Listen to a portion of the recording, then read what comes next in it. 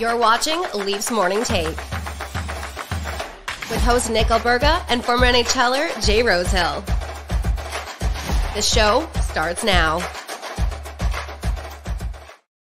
All right, what's going on, everybody? It's the Wednesday edition of Leafs Morning Take. Nick Alberga and guest co-host Anthony Stewart with you. Stewie, first and foremost, great to see you back in the mix today. Your initial thoughts on Frozen Frenzy, 16 games, a staggered start time, although in Columbus, the power went out, so we didn't get that very much. Yeah, a bit of a delayed start in that Columbus game too, but I love it. We talk about, sort of the competitors that the NHL has to deal with on a daily basis in the NFL and NBA, and they do all those games where they have those staggered starts. So my main thing is I don't want to see it on a Tuesday. I want to see it on a Saturday night where, maybe you start at 12 o'clock and you go all the way to an 11 o'clock game. So it's a good start, but I was definitely entertained. And if you wanted to watch hockey, you could stay up last night till probably 1:30 Eastern time.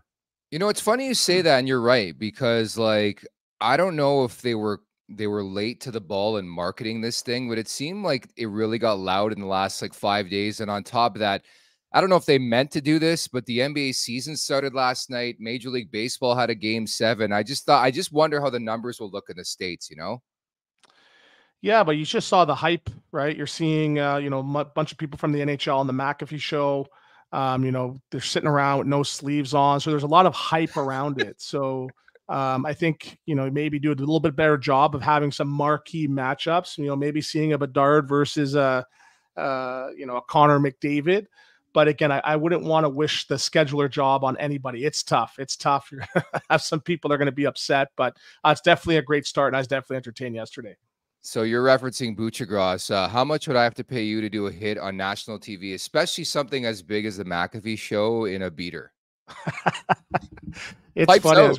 I was reading the comments, he looks like a mob boss and all that. Yeah. But I like the fact that the game is getting exposure. It's trending for stuff other than on the ice, because that's how you grow the game. You want to see the personalities. You want to see the day in the lives of some of the players. I think Matthews is on with McAfee today as well too. So yeah. It's great. It's great for the game. It's great exposure. And as a fan now that I'm done playing, it's amazing to see. I thought I was watching an episode of The Sopranos. I thought he was going to pull out a chicken parm and rip it off on air. But yeah, I thought it's good for the league, and it's good for a brand like the McAfee show to start covering hockey. I know there's integration, obviously, with ESPN, but that could only help things in the States, because I don't want to call it maxed out here in Canada, Stewie, but there's only a level you can get to. I think the next step is to keep growing the game in the States and other places, right? Absolutely. And I go back to my days in Atlanta, and, we had 5 Black hockey players, and we're in Atlanta, which is probably one of the major minority cities in North America. And they didn't do anything to sort of promote us or promote that, hey, here's a team now that, doesn't look like others. So I think they can do a better job in growing that and telling some of those stories. And it's a great start. So kudos to the NHL and the PR department in doing that, because for, the last week, the hype around that day, Frozen Frenzy, was definitely great. If the Thrashers ever came back, Stewie, what are the chances you're part of that team in some capacity, whether it's ownership, having a 1% stake in it? Would you be in the mix, you think? I think I'd be player liaison, showing them around the town. And because they always say James Harden's favorite place is Atlanta. Oh, it's you ask anyone that's played in Atlanta, they'll be like, I love the city. They always talk about the city. I love the city of Atlanta. And I lived in Atlantic Station, and just seeing the celebrities there. And it's funny, they leave their celebrities alone. You'll see Usher walking through the mall. No one's coming up asking him for autographs. I'm a big fan of Young Jeezy, and, you're sitting at a table across from him. That's crazy. So it's an amazing city. It's an amazing market. Yeah, I think they could do a better job in trying to get some fans. But I tell the story, Joe Johnson killed the Thrashers. He killed the Thrashers as the owners weren't too happy with giving him that big $200 million contract. And they wanted to, cash out, and that's what ended up killing the Thrashers. So Joe Johnson, if you're listening, try to stay out of Atlanta, because if they come back, we need as much money as possible. I'm sure he's watching and listening right now. And yeah, that's the only thing I've had. I haven't really taken a bite out of Atlanta yet. I've gone through that airport, which is massive. For anybody who's stopped in the Atlanta airport, dude, it's so big. You need to give yourself time in that place. I can only wonder how the city is, how big it is. Oh, it's great from Buckhead to Midtown. And It's funny. The traffic is bad. We talk about Toronto traffic. It's funny. Sometimes I know I was a guy that liked to be at the arena three hours before, but sometimes you get caught in the traffic, and I'd be sitting there about 500 feet away from the rink, and some players would have to park their cars a mile from the rink and start running. So here I am almost at the rink, and you're seeing my line mate, high stepping it down downtown because he didn't want to be late. So it's funny. You ask some of the old school players that played there, they always talk about that being one of their favorite places to play. And those jerseys, I always remember those. You think it would work coming back? Like, I know this is making headlines and we're going to get to the Leaf story from last night, but do you think it would work coming back to Atlanta? I think so. And I think it'll take some ownership with some deep pockets. And, you look at the East Coast team right now, the Gladiators, I think they had 5,000 fans, right? So I think if the arena that I think they're building it out of is going to be, I think, out of the city, a little bit more in the suburbs, I think it can do well for me as a hockey fan and growing the game in the South. I played in Florida. I played in Carolina. They are legitimate hockey fans in Carolina. So I think the third time's a charm in Atlanta, but I think with owners with some deep pockets, they can make it work. Quote unquote unconventional hockey markets, right? And Gary Bettman has done well in the past in bringing teams to different places. Like if I were to tell you 10 years ago that Vegas would be flourishing the way it is, I mean, the Vegas Golden Knights win a Stanley Cup and all they do to follow that up. And we know there's no hangovers in Vegas because you get IVs on a daily basis. As we know, they're 7-0-0 out of the gate. So certainly some aspirations in that market. At the Leafs Nation 401, where you could subscribe on YouTube at the Leafs Nation 401. If you're watching right now and not subscribed, help us out. Search Leafs Morning Take wherever you get your podcasts as well. Brought to you by DoorDash. It's time for the appetizer. Thanks to DoorDash, you don't have to worry about cooking dinner or running to the store anymore. For a limited time, our listeners/viewers can get 25% off and zero delivery fees on their first order of $15 or more when you download the DoorDash app and enter code NATION25. That's NATION25, uppercase for NATION25. Please note that the offer is currently only valid in Canada, subject to change, and terms apply. As Joseph Woll is becoming a bigger and bigger story by the day, Stewie, 36 stops last night. First off, what did you think of his game? Because, I had a lot of people messaging me, and this market, a goalie has a couple games, and you're like, holy smokes. Again, I know he comes with the pedigree, but I thought it was a lot of shots from the outside. But this is what you need. A quiet, confident effort from your goaltender makes 36 stops and a victory here for the Leafs. Well, he definitely had a great game last night, and he's a .958 and 145 goals against on the season. But the one thing I'm surprised by is just the calmness in his game, right? He doesn't seem like he's swimming in the crease.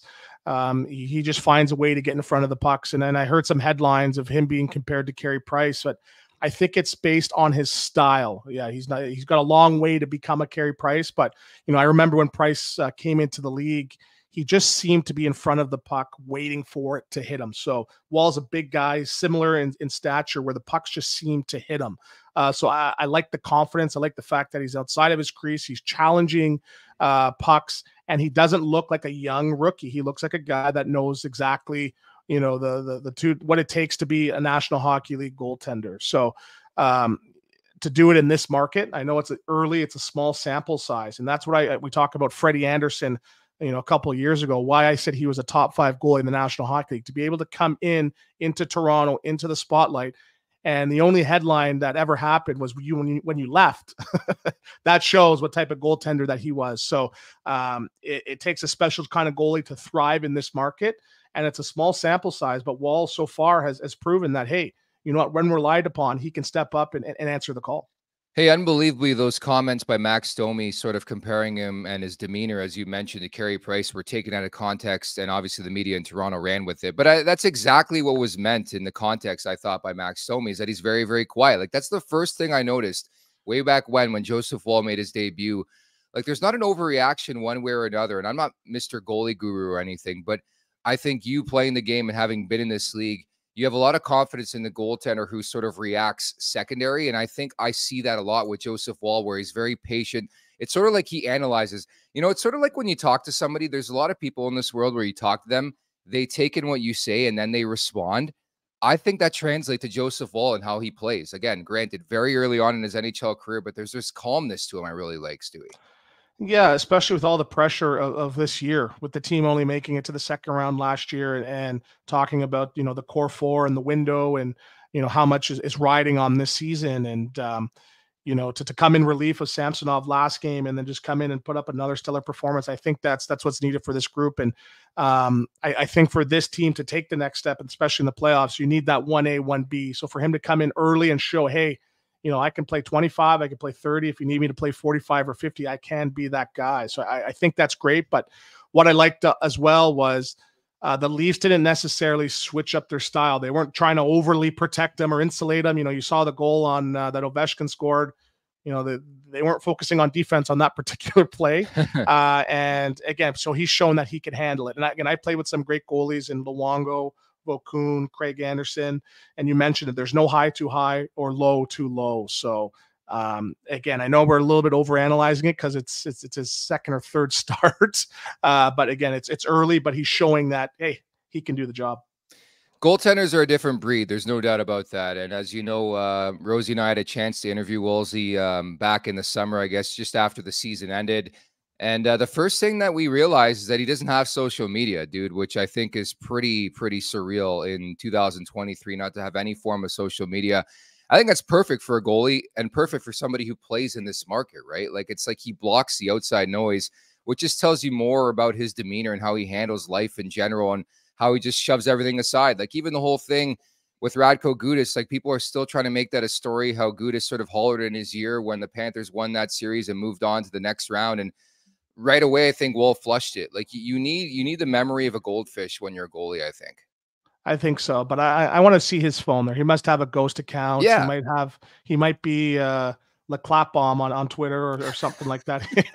But it's good. And I look at young goaltenders and I could see the success that they're going to have based on their preparation and how they're ready and their mindset. And that's half the battle. A lot of goalies are big. They can move, they can skate, but I think it's the mindset that separates a lot of goaltenders from others. And, I see a lot of work with Andy Chiodo, and he works with Binnington and some other NHL goaltenders, and they focus just on the mindset, getting your mind right. So for him to be in this market and admit it, hey, I don't have social media, I don't read what you guys are saying, I don't care what you're saying, and not having that affect them, that's half the battle, I think, in Toronto.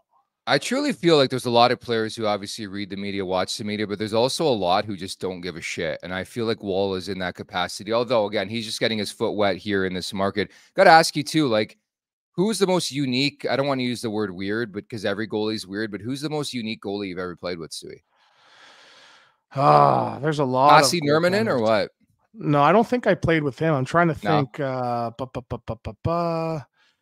No, I think I'll go by competitive, and I think it was Luongo. And in Florida, believe it or not, I was healthy scratch for a bunch of games, especially early on in my career. And I would shoot on him before practice, and I'd light him up. Don't ask me how, but I'd light him up. And finally, he just got so upset that I was lighting him up in his skates. He'd be like, why don't you just do this in a game?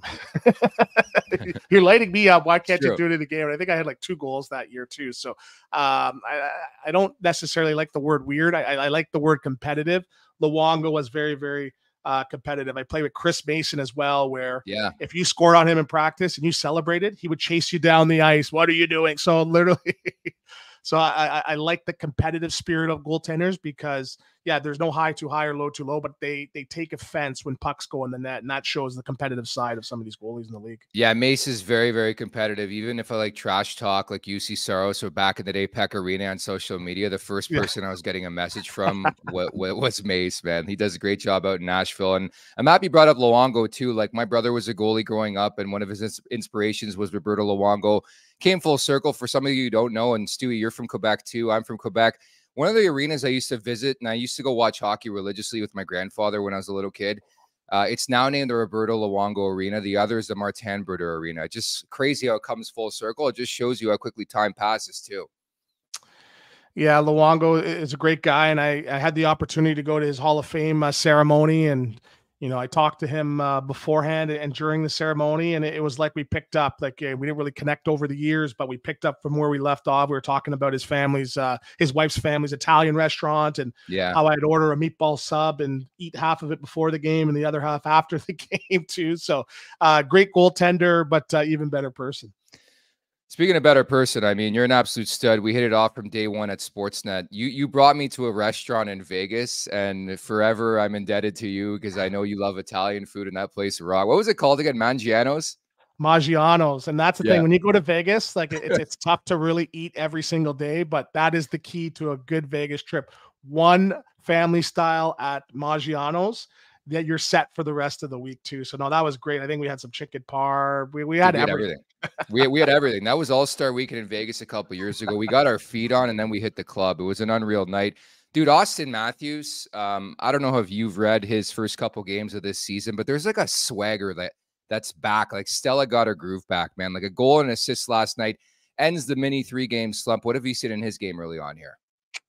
Just the confidence, right? And I wonder if he was hurt, throughout the year last year. He just seems like he's a threat every single shift to score. He goes on the ice expecting to make something happen. And you look at that power play goal that he scored, like as soon as that came off his stick, you're like, okay, that's going in. And I'm surprised he didn't kill whoever was in front. I think it was Nylander with the net front there too.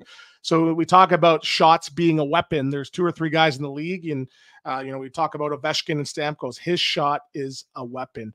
But I like how he's getting it done, excuse me, on on both ends of the ice as well, too. He's using his body. He's engaged. He's playing physical. We're seeing him kill penalties now, which, again, I'm a big proponent of that. I like their stars getting involved in the game. So he's just engaged. And a superstar, you can get away with taking nights off, but he seems every single shift. He's a threat to score, but he's mostly engaged every single shift. You know what's been most noticeable for me, weirdly enough, is his skating. I don't know what he did in the summer, and I know I talked to Matthew Nyes a bit. They skated together in the offseason, but it seems like he has that extra jump. Like even the way he blew by Victor Hedman over the weekend, you're like, holy crap. Like he was already a good skater, but at that frame to skate the way he does, it just makes him even more elite, doesn't it? Yeah, and I see some of the superstars, they always work on turning their non-strengths into major strengths, right? And we talked about Crosby before, and, can he really shoot the puck and can he score 50 goals? And he went and turned that goal scoring prowess into a strength. So I think for him, being one of the elite players in the league, whatever it is he needs to work on, I think he really goes above and beyond to turn that into a strength. So whether that is losing 5-6 pounds, whether it is working on his edges, and a lot of the pros I see in the offseason do spend particular amount of time working on edges with edge coaches as well too. So I think for him, he just looks lighter on his feet. He has a little bit more bounce every single shift, but people need to understand it's an 82 game season. It weighs in on you. It weighs in. It's tough. There's a lot of expectations. There's the highs and lows, and it's very easy to shut it down for a 5-6 game stretch. But I think for him, we're seeing the evolution of Auston Matthews, where he's turning it on and showing it every single night. 7 goals in 6 games for Matthews so far, and weirdly enough, it's funny how this works out. The stories come out that he played with half a wrist last year, right? Like I don't know if you've been seeing these. They've been surfacing the last little while. He still scores 40 goals with half a wrist last year. Yeah, I'm not a doctor, but I play one on TV, and everyone's talking about that being an off season 40 goal. I don't think I had 40 career goals. So if that's an off season, give me a couple of those, and I'll take those to the bank. But I think just shows, and it's not even about the expectations of the media or the team. I think it's of himself. I think now he says, hey, you know what? I want to be a guy that's going to score 50 and maybe challenge 60, 65 every single year. And I think for him, and last year, I think Marner was sort of a bit of the heartbeat of the team. I think him, when he's on and he's engaged and he's skating and moving his feet, it's now putting the onus on some of these other players to show up and pick up their game. I know this is ridiculous talk, but watching that matchup last night, I thought it was perfect that Ovechkin and Matthews did score. For my money, the top 2 goal scorers in the game right now, pound for pound. Ovechkin's going to pass Gretzky one point in time. All I could wonder watching that game is why can't Matthews at some point pass Gretzky, pass Ovechkin, say Ovechkin gets there? Like he is that good and he makes goal scoring look that easy. Having said that, I think the unbelievable nature of Ovechkin's career is the longevity, the stability, the consistency, doing it year in and year out, right? Yeah, I played with a guy, and he used to always go to the older guys in the league on the team and say, if I'm still playing when I'm your age, shoot me. And some guys, like, he's going to be making over 150 million, I think, by the time he's 32. Like some guys, like, do you really want to be playing to 42, 45? You're seeing some of the players now have other interests outside the game of hockey too. So any way you dice it, I think he's going to be going down as one of the greatest American goal scorers of all time. I think I said that his first year in the league. And I think I got a tweet from Mike Betano saying, "Easy, Stu." But again, it's whether or not you break Gretzky. You're scoring 600-700 goals. Like that's surefire Hall of Fame. You're not afraid to give the hot takes. That's why I love you. Official Nickel City Grunge writes in, so how's the road structure? Do the boys go out on the road lots? Like, what's your answer to that? Do guys just, I guess it's early on in the season, you would, no? The game's changed, Nick. You know that. Yeah? They're playing video games? Back when I played, yeah, it's funny. I tell the story of spot check. And to this day, this is why I drink triple espressos, because usually when I'd fly into a city, I'd go home and I would go back to the hotel and take a nap and then wake up and go to dinner. And he said, no, Stewie, we don't do that. We go to the mall. We do a mall walk. We go to Starbucks, get triple espresso. Then we go to happy hour. We have a couple drinks. Okay. Appetizers. Then we go to dinner, 1 glass of wine, and then we go to bed. So I changed my routine. But I think my issue was, I think I went from dinner back out. But I think now with the younger generation, guys are into their video games. They're into their Fortnite and stuff like that too. And it's tough. The stuff that I've learned about my body and how alcohol stays in your system for 14 days, the science is there where you have to pick your spots. So I can understand once a month maybe going, but it's changed from, hey, every road trip you're going for a glass of wine and some appetizers and some happy hour time as well. So I think it's changed. I was going to add too, like back in, I hate to say it, like back in our day, I mean, we're still young chaps, but like guys used to hack darts. They just used to eat like shit. And like, it's changed so much now where guys are so focused on the next level, the next game, what they put in their bodies, that they're not preoccupied with what's happening after the game. Right. Because when you played, it was like, where are we going after the game? We win this game. And it's like, hey, so-and-so's buying drinks. Like, we're good to go for the night. Where now it's like they're chilling out, got foundation stuff after the game. They head back. They have a bit of a dinner, and that's it for the night. They turn in. Yeah, I go back to my rookie party, and we had it at, I think it was like Benihana's. Yeah, the guys were trying to, like, because we had a game, I think, in 2 days, and one of the veterans made the call, like, we're not doing anything too crazy. I think we're in Pittsburgh, and I think the whole entire tab between the three rookies, I think it was like 14 grand. So the rookie party was like $4,300 because they were trying to bring up the tab. So again, it's changed. It's definitely changed. But I think it's for the better, right? And for me, if I go back into my career, I'm like, well, if I focused a little bit more on the other side, I probably would have cranked out a couple more games. But I think the fact that I was a good teammate, I was a guy that was lively, that went out, I think it's led to more opportunities for me away from the game, which is good too. So it's you take the good with the bad, but I don't mind the players now, because again, I have young kids and I coach young kids. I'd rather them focusing more on the hockey side than the extracurriculars. Essentially, what you're saying, if you weren't an Atlanta Thrasher, you wouldn't be guest co-hosting this show, right? Florida Panther, yeah. Yes, the Florida Panthers as well. Do you think they have rookie parties anymore? Like, when you brought that up, I'm like, I've heard some legendary stories about rookie parties in the National League, and again, these guys are different. Yeah, they still have rookie parties, but I think what's good now is there's a mandatory day off every week. So I think you can plan it where you're not doing it the night before a game, or you have 2-3 days off, right? You talk about, you're seeing with the Leafs, they had their Halloween party, I think last week, 3 weeks Tuesday before Halloween. Yeah. So yeah, I don't think it's like the old days where, you got a guy missing for a day or two, which has happened in my day. But I think that's part of it. Part of it is being a pro hockey and my dad always talks about it, is a club versus a team. And you want to be that team. You don't want to be a club where you just come in, punch in your 2-3 hours at work and then go back. That's a club. You want to be able to get together on the road, have a good time, and build that camaraderie. So I think that's a big part. So I'd like to see the analytic stats, beer per win. I don't know if that's an analytic yet, but I think the teams that are closer together and have some extracurriculars, I think have success because they're more of a team. Mine would be a Crown Royal shot per 60. We love our friends over at Crown Royal. You can see over my shoulder right now. Willie Nylander, is he a club guy or a team guy, dude? Because he's off to an epic start right now. Well, he's definitely a team guy because he's staying true to his word and not letting the contract be a distraction. And, it's for me, I go back to my days in Atlanta where I had a career year and 14 goals and 40 points. And, I'm sitting in my meeting, end of the year meeting, and like, well, Stewie, you didn't do this. You got to work on that. I'm like, any way you dice it, I'm getting a pay raise. So I don't care what you guys are saying. So I think I went from 600 to 900. But I think for him now, he really doesn't care because he knows his body of work is painting a picture where it's starting with a 10, right? If you want to maybe front load my contract, yeah, I might give you a deal at 9.4, 9.5, but he's not letting this distract him one bit. And he's showing up right now. What is it? 10 points, I think, in the 6 games.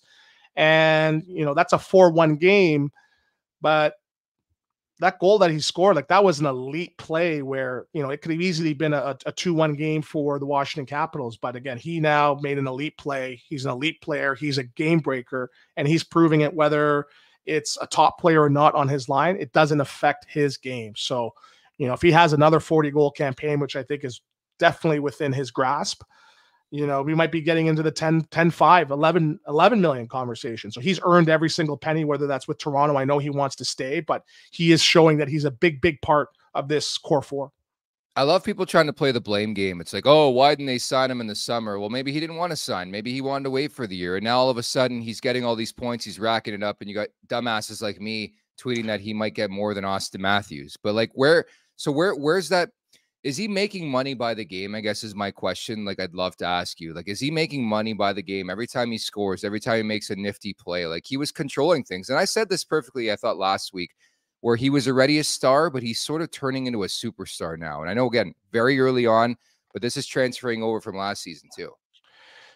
Yeah, but he's proving that he's doing it in the playoffs as well. And that's sort of what's separating him from his peer group, right? And, there's certain players on this team and other teams that sort of rely on another player getting them the puck to make plays, but he's driving his line, right? He's proving that, he is the scary Spice of the Spice Girls. He's not Posh. So I think for him, he's driving a line. He's not letting any rotation or any other winger or center really affect how his game is because he's making some big, big individual plays. Yeah, he's going to get his points on the power play, but he drives a line. And yes, I think last season he had some spells where, he's playing a little bit perimeter or disinterested, but he's playing like a man on the mission, but he's not letting it affect him, but he's just being himself.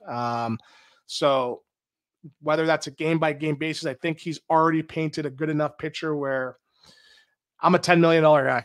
So find the money, talk to Gary about raising the cap, but show me the money, as they would say. Yeah, that's a classic movie back in the day, Jerry Maguire. This is an all-time line in movies. But yeah, like that'd be a great conversation. What do you think, Nick? What do you think his number is? What do you think it's going to be? I think 10.5. I do think he has earned a bit of money here in the early going. Is that with Toronto, though? I hope so. But there's going to be an awkward conversation at some point with John Tavares, man. I hate to say it, and he's an incredible player. But if you want to make this work where Nylander's back, there has to be an awkward conversation with John Tavares. I know he's got a year left. But he's been at a point a game. JT's been at a point a game. He's up to another good start. What if he now comes in with 30 goals and 90 points? Well, but I go younger, dude. Put you on waivers, I go younger. Like it's part of management, though, right? Like to me, and I don't know if you see it the same way. So if you're prepared to pay Nylander 10.5. There's an awkward conversation to be had with JT, maybe, or it's Mitch Marner. It's one of the two, unless my math is off and they can find a way to keep all these guys in the mix, because I don't think they can. Yeah, let's just enjoy the ride, I guess, right? That's our job, right? Because I get heat all the time for like bringing up the future. I did it last year, like, oh, what's going to happen with Matthews? What's going to happen with Nylander? Like, I'm trying to stay in the present, but you're so right. Like, there's going to be conversations. I think if they want to keep these guys in the mix as is, and it hasn't worked in the Stanley Cup playoffs, that's where I think we'll get our answers, Stewie, is in the playoffs. If they can't push through, I think you have to make a big time change. And if that means saying, Nylander, we're sorry, we're not doing this anymore, or Marner is going to be a year away from UFA, maybe he's the guy to go, I think it's going to be obvious, the decision, if that makes sense. Yeah, and I think the one thing is that you've seen with Tree Living is he's not afraid to make the big move. You saw him make the trade for Gaudreau and trading Gaudreau out of town. You saw him. That scares the hell out of me, by the way, because if you watch Huberdeau play hockey, he didn't trade Gaudreau. He lost him, and then he now pulled the trigger on getting Huberdeau and Weegar. So he's not afraid to make a big splash. So that with that added into the mix, you don't know what's going to happen.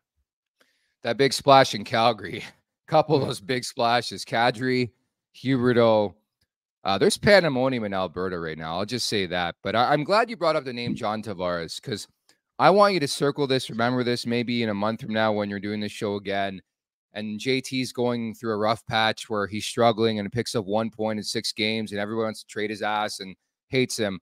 Just remember his importance to this team. And you know this. I mean, you've watched this guy. You've played against him. I just think he brings so many intangibles to the table. And when they named the captain, I thought he was just the perfect guy. I covered him in junior. We talked about Joe Woll. Nothing phases John Tavares. And I think you look at the body of work production-wise in his career as a Maple Leaf.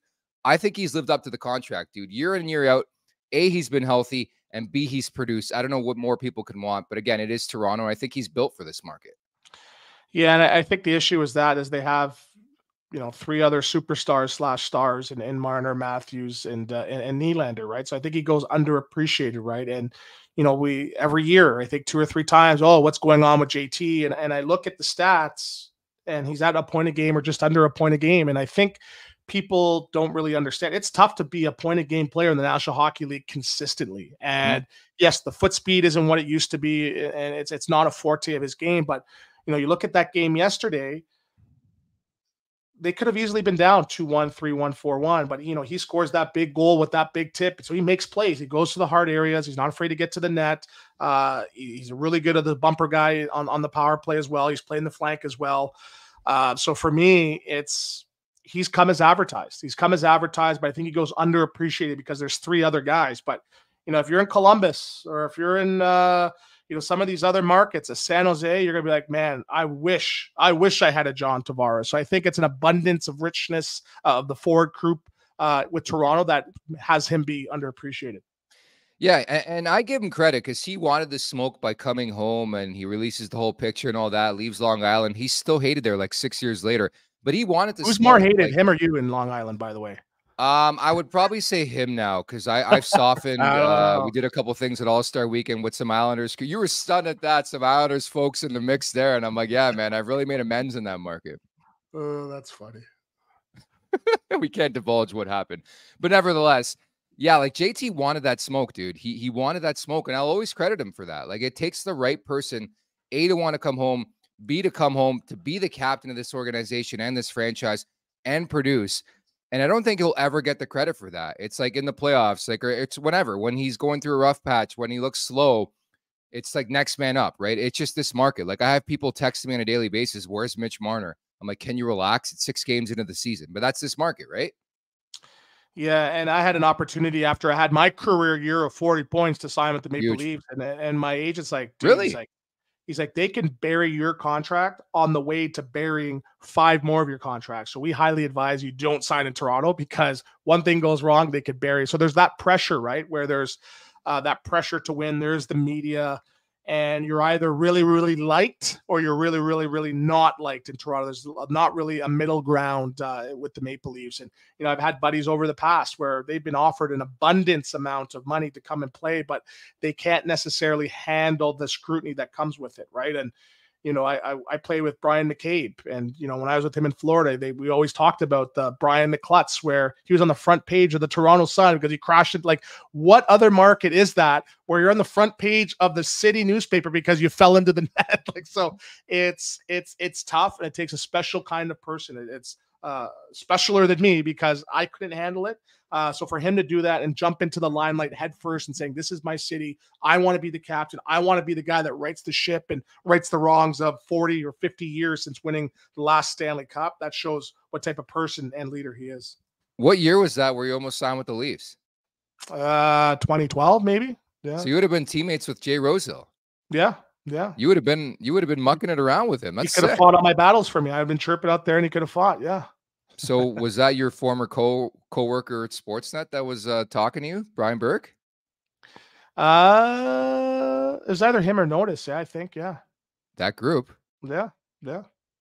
Wow. One year, I think it was 1 year, $750, and they're like, I think they just buried Jeff Finger's contract too, and I'm like, yeah. They're like, yeah, don't, because you have a bad week or a bad month, you're playing at the Rico Center. Which is right around the corner for me. But like, it's funny you say that. I have a couple buddies right in the league right now. And same thing. They're from the area. They've had offers in the past, but it's like, they're like borderline guys. So it's like, if I come, like, it's like very comparable to like a Dylan Gambrell gets hurt in training camp, right? And are we going to see from the guy ever again? Probably this year, probably not. Yeah. But you can take that, or you can go somewhere else where you have a legit shot to crack that roster, right? Yeah, and I'm going to make a prediction right now. And again, we'll Okay. talk about a common friend. And again, I think for the Leafs right now, if they add a player like your friend Adam Henrique, and that's a guy that I was on the ice with all summer. God. This guy is legit. He is legit, and I could see him in that top 6 or that top line really making some big plays. And I think he'd be a perfect fit. Professional by every letter of the law. His father-in-law is Stumpy Thomas, so there's the correlation to the Toronto Maple Leafs. And I disagree. I think he'd be a perfect third-line center. What's the big issue with this team right now? They can't find a third-line center. And the thing with Rico, it's his contract, right? I think you have to get as close to deadline day to pull off a transaction like that. But yeah, I'm not just saying that because he's my buddy, but like I think it would be a good fit. On top of that, he's a guy who's just scratching and clawing. He wants to win. That's all that matters to him. The points don't matter. He's well liked in that Ducks room. He wears a letter for a reason. But it's more so like he wants to get back to the playoffs. Like if you remember, one of his first big goals in his career was scoring to send the Devils, I think, to the Stanley Cup final, right? Take on the Los Angeles Kings all those years ago.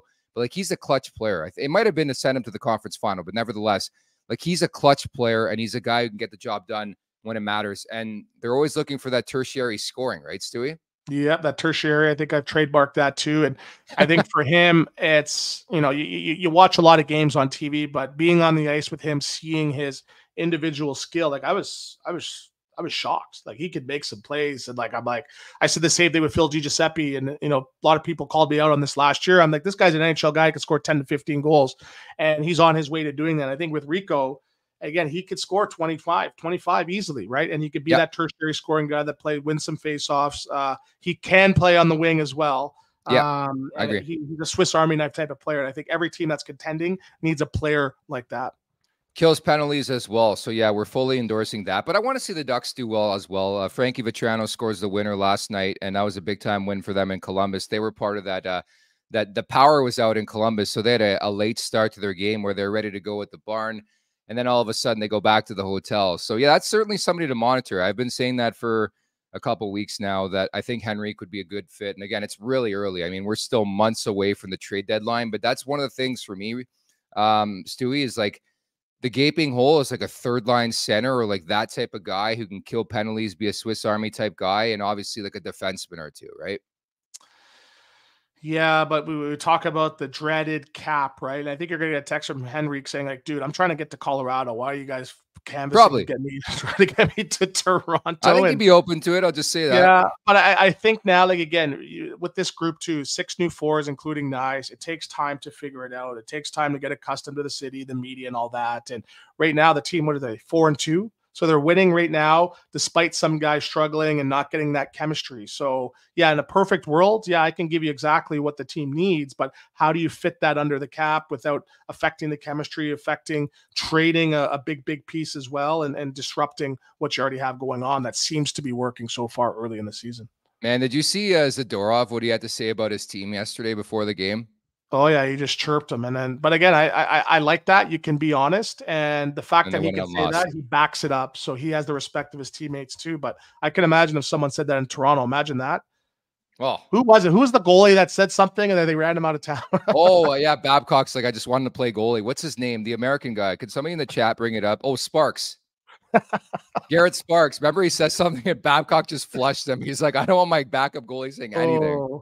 Yeah, we had that sometimes where like a guy would like just like call the team out in the dressing room, and like I'm like, everything that you're saying, it's what you're doing. You're not forechecking. You're not playing defense. Your shifts are too long. So what are you sitting there talking about?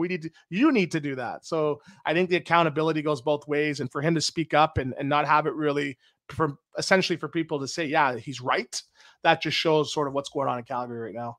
Dude, I had a couple people tweeting me yesterday that suggested Mike Babcock go to Edmonton, and I said, fuck no. But nevertheless, I think Calgary is going to be a team of interest for obvious reasons too. The deadline, far away, but there's a plethora of defensemen that the GM in Toronto knows rather well there. Even watching last night, Chris Tanev comes to mind, Zadorov, contract year guys like that. Like there's some guys who can make sense on that roster, no?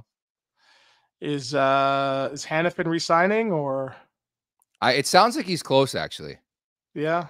And it's again, he has that connection to Calgary, and there's some players up front too that I think would be good to take a flyer on as well too. But it's too early to predict, right? It's too early to predict. I want to see how Klingberg now continues to run the power play. He has 5 assists so far.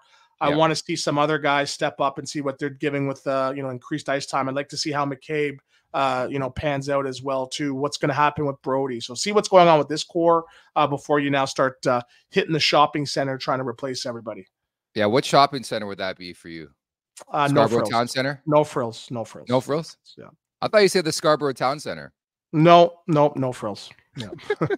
What? That's a good point. Because they're going to be bargain shopping, right? And that's another thing too. That's why, everyone wants to go out and get a big marquee right shot defenseman, right? Yeah, let's go get Brandon Montour. He'll be perfect on this group. But okay, what's it going to cost you? Yeah. Well, that's why they have Brandon Pridham to make those decisions and to try to scoop up that cap. We certainly cannot. But I think once a week, we want to keep a tradition on this show. And I think every Wednesday I aim to look at the Atlantic Division standings, and we're going to put those up right now because there's been some brilliant stories early on. I know yesterday I got some heat on Twitter. Surprise, surprise, when I called Ottawa and Buffalo frauds. I still think they're frauds, but Buffalo goes in. They beat the Ottawa Senators. Both teams still can't get a save. But without question, Stu, the big story for me, the Detroit Red Wings, to start their off too. I know last night they blew it, but Alex DeBrincat and Dylan Larkin are like Batman and Robin right now. Do you believe in that team?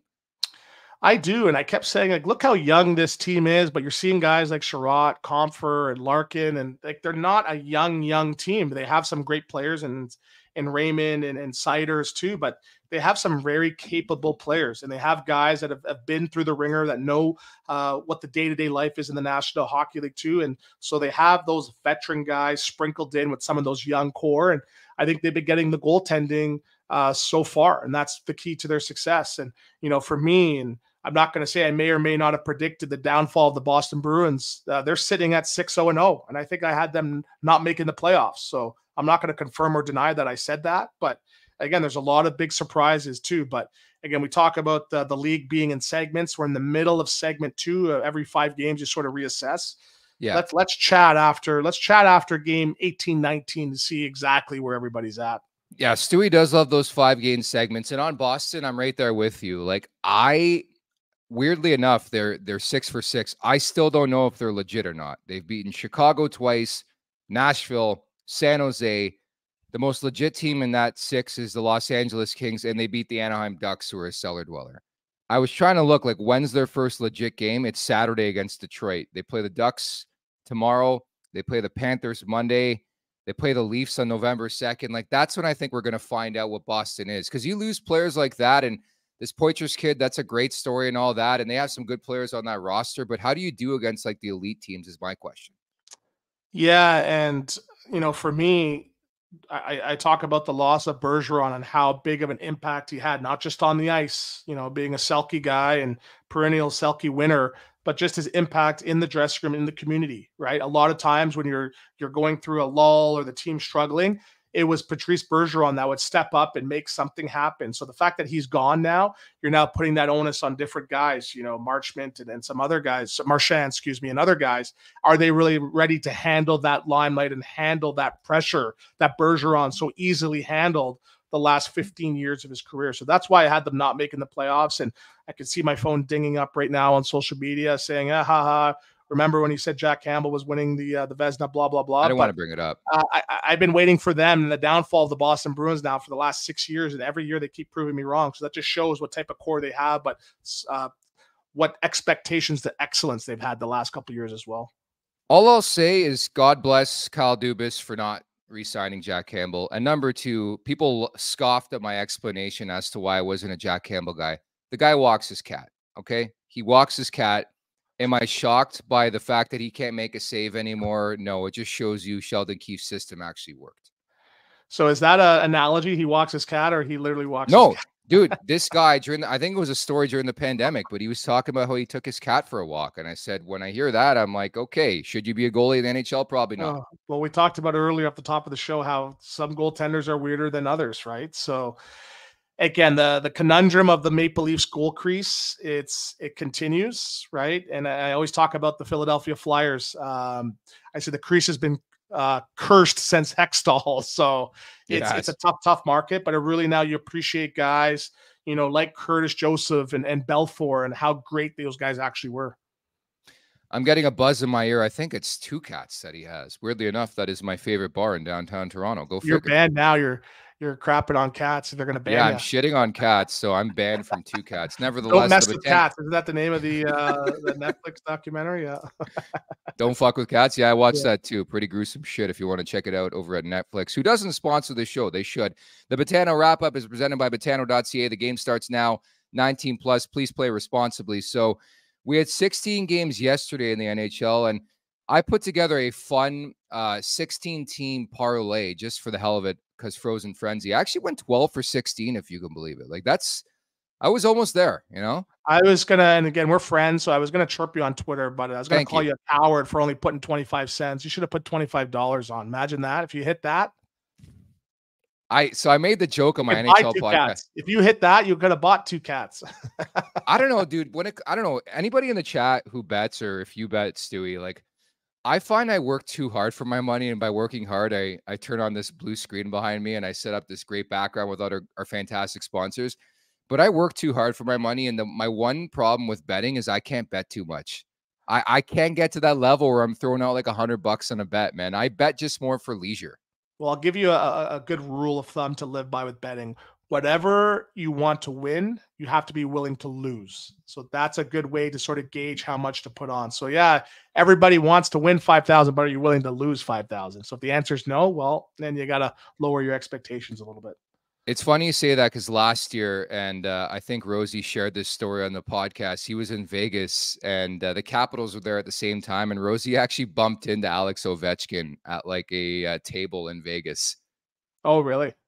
And that's the notorious thing about Alex Ovechkin. A lot of people talk about. He loves to gamble.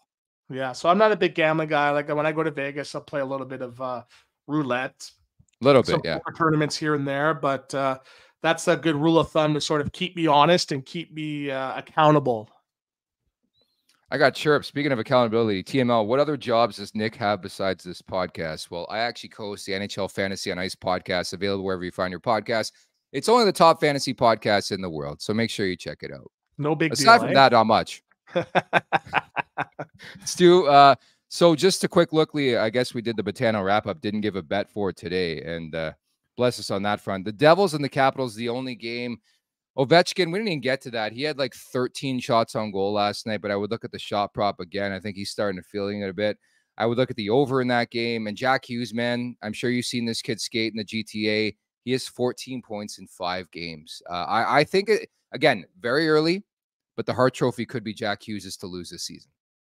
I think so. He's playing some amazing hockey, and he looks like a video game out there. The one goal he scored, he's just coming in the neutral zone, skating 2, 3, 4 guys. Okay, I'll come to the middle now, and I'm going to bury it too. So I'm not sure what the prop is for anytime goal for Ovechkin, but he seems like he was a man on a mission yesterday to score. So I think there's going to be a bunch of goals coming in bunches a lot sooner than later, starting with tonight. Hey, we might see you on a betting commercial like Chris Pronger sooner rather than later, because Semcast Waiting Lions and yeah, right.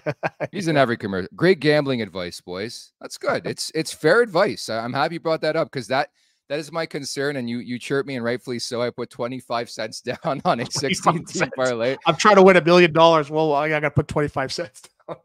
Dude, it paid out like $3,300. You know how big $3,300 would be for me, for anybody? Well, what if you put $25?